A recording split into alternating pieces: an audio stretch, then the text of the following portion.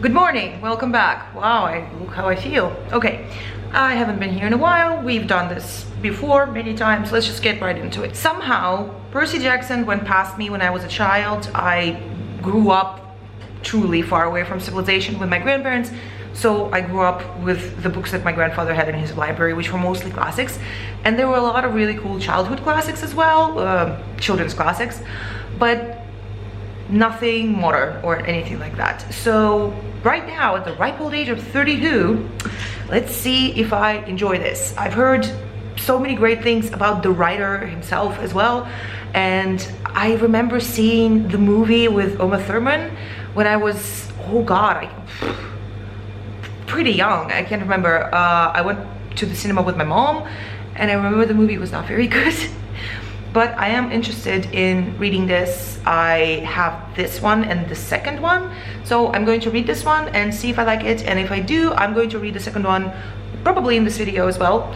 And let's go and see, you know, does it make an impact on an adult, I guess, person? I don't feel adult, you know, who's already has all their reading tastes formed and who did not imprint on this story when they were a child. So I'm at work. I work as a barista now, part-time, and my other job is my Etsy shop and everything. So the coffee shop where I work is literally in my building, so that's incredible. I'm about to take a glass of water, go out on the porch, sit in the sun. Oh, there's no sun. That's even better. With my book and start. Okay, I already love it for 3 reasons. First, the book is numbered. This is number 1. Can we as a society go back to numbering books in series on the spine somewhere, please, for the love of God? Second, the chapters are named, and the names. Oh. I accidentally vaporized my pre-algebra teacher. 3 old ladies knit the socks of death. I want to know about the socks of death. Grover unexpectedly loses his pants. Incredible. And the font is pretty big. I know it's technically a middle grade, so which is why the font is big. But I'm a little blind mouse and I forgot my glasses as well today. So yeah, this is great. So on page 7 we find out that Percy has ADHD and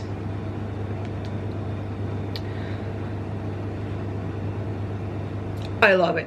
I love it. This is the ADHD representation that I need. I see why people love this series. It's really cozy. I'm on page, what is it, 40? And it's really sweet and cozy. And I like the fact that Percy's mom is actually present in the story. I don't know if she's going to be for much longer because he's gonna go to Half-Blood camp.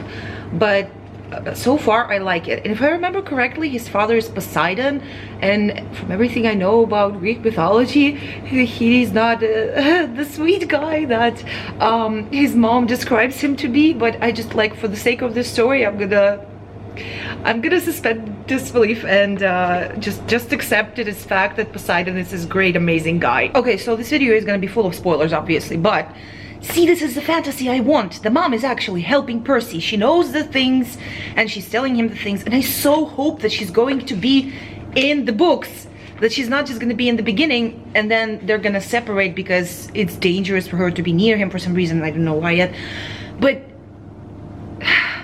this is amazing. I love it when parents and like family are present in the life of the chosen one. You know, Uncle Rick, you rock. Uncle Rick rock. Why do we call him Uncle Rick, by the way? I need to look into that. Literally half a page later and the mom dies? Are you kidding me?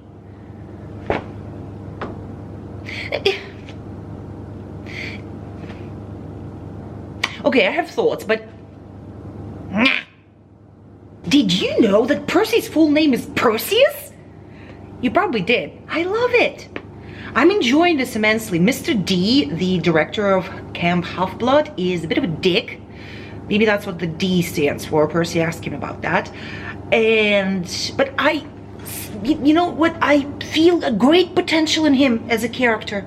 Wait, no, Mr. D just conjured a goblet out of thin air and filled it with wine. Mr. D, he warned, your restrictions. Mr. D looked at the wine in faint surprise. Dear me, he looked at the sky and yelled, old habits, sorry. Is that Dionysus? Did they make Dionysus go sober for some reason? I wouldn't enjoy that too if I was the god of wine. Oh, I'm gonna piss myself. Better not do it if some customers walk in though. You're Dionysus, I said, the god of wine. Mr. D rolled his eyes. What do they say these days, Grover? Do the children say, well, duh? Yes, Mr. D. Then, well, duh, Percy Jackson. Do you think I was Aphrodite, perhaps? You're a god. Yes, child, a god. You.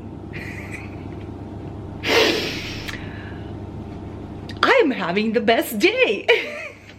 I'm really enjoying this. I'm really glad that I decided to read it, especially today. I also love it how the characters never lie specifically to Percy, but they also don't give him any information. That's gotta be frustrating. Like every single time he asked Grover or Mr. Brunner, who is now Chiron, obviously, a question about something, they just tell him the exact truth, but in a way that, like, Percy notices someone on the attic floor of the farmhouse at camp move a curtain, like look at him, and he asks, somebody lives there? No, he said with finality, not a single living thing. I got the feeling he was being truthful, but I was also sure something had moved that curtain. So obviously, like, something is there, but it's not a living thing, so it's a ghost or something. I don't know, like his mom. Why would his mom be there? I don't know. I'm trying not to overanalyze too much and not to jump ahead. I just want to enjoy the story, but my brain makes it a little hard, but I love it. I feel like I've said that 7,000 times already. So it's page 90 and Percy is going through this hazing process, I guess, and I already guessed what's gonna happen, and I can't wait to see the reaction of this Clarice chick, who is the daughter of Ares, and she's a dick. But also I feel like she's gonna become okay later on. I don't know why. I feel like I can give everyone in this book the benefit of the doubt.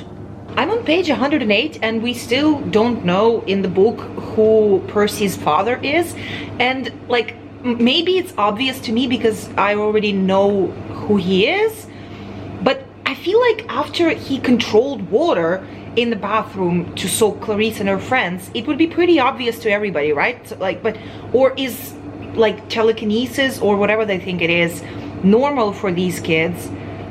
I don't know, I just feel like it's pretty obvious. Maybe everybody already knows, but it's just like shown this way to us. I don't know. I like it so much. This part made me laugh. Dionysus could make Diet Coke appear out of thin air. Why couldn't my dad, whoever he was, make a phone appear? All I can think of is a John Mulaney bit about Mick Jagger, Diet Coke, and one would appear in his hand. That's just all I can see in my head, just like that. Dionysus is Mick Jagger. Mick Jagger is Dionysus. Okay, I feel like someone is smarter than everybody else here, because it's capture of the flag and Percy was stationed as perimeter patrol or something near a creek.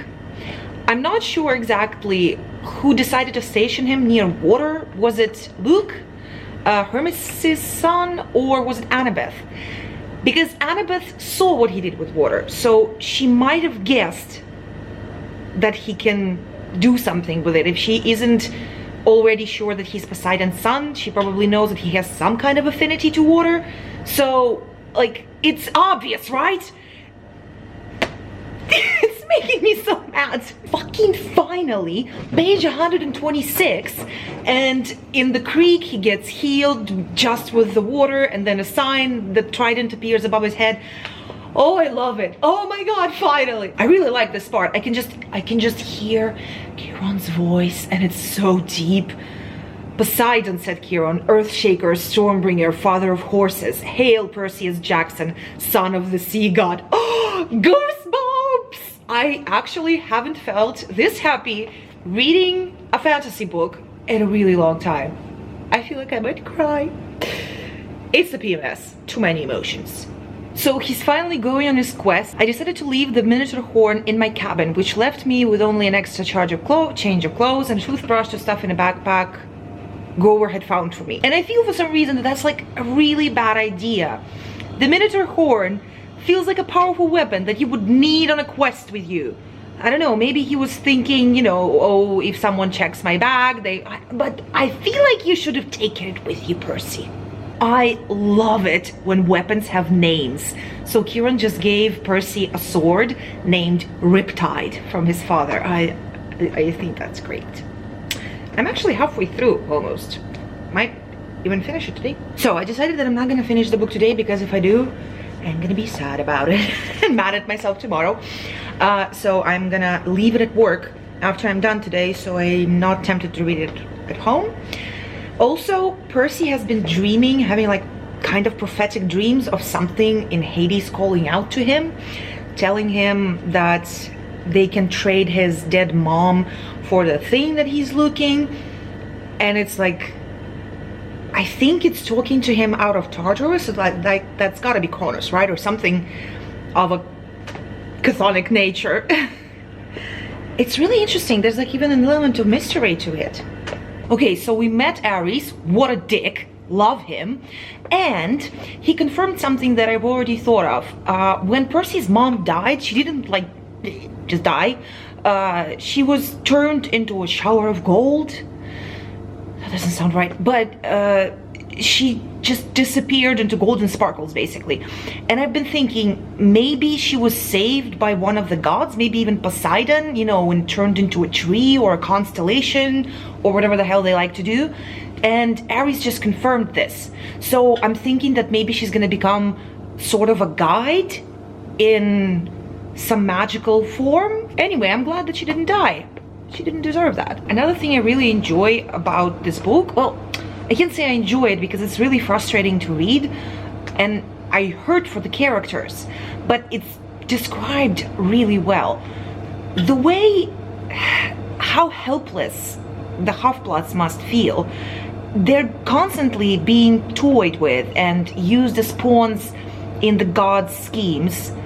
It must feel so lonely and just so exhausting to not even know who's watching you, who's moving you around on the board. I feel like with my anxiety, I would have gone insane, and all of them have ADHD, so it's probably not great for them either. I literally leapt out of bed this morning to rush to work and finish this book because I left it here intentionally so I wouldn't be tempted to finish before bed. Never been this motivated to go to work before. Yes, not even money can make me run that fast. I needed to know how the story ends. Yes, I'm wearing the same clothes. I'm sorry. Shut up. Let's keep going. Excuse me while I cry over Cerberus. So it's a Rottweiler, and Percy tries to give him a stick. He doesn't want the stick, and then Annabeth gives him a red rubber ball and plays with him. And she goes, and he looks at her mournfully. Good dog, I'll come visit you soon. I promise, Annabeth turned to us. Let's go. Then they move on. I wasn't sure about that. I thought maybe Annabeth and I had both had the right idea. Even here in the underworld, everybody, even monsters, needed a little attention once in a while. I thought about that as we waited for the ghouls to pass. I pretended not to see Annabeth wipe a tear from her cheek as she listened to the mournful keening of Cerberus in the distance, longing for his new friend. That's... I mean, there's gotta be more interaction between Annabeth and Cerberus. I want them to be friends. I want her to come visit him and play ball with him. Oh, Cerberus, nobody plays with you. You're just a big puppy. I was right. Sir, I said, what was in that pit? Poseidon regarded me. Have you not guessed? Kronos, I said, the king of the Titans. I was right! I mean, yeah, it was obvious. Ah, Ares is such a dick! What a dick! This is really fun. I'm almost at the end. I'm so excited to finish it. I'm gonna be sad though that I finished it so fast, but I couldn't stop myself. I'm glad I have the second book with me though. Percy's mom is back and I love that. Absolutely adore that. Still hope that she's going to be more in this story, and I also hope that he's going to have some kind of relationship with Poseidon.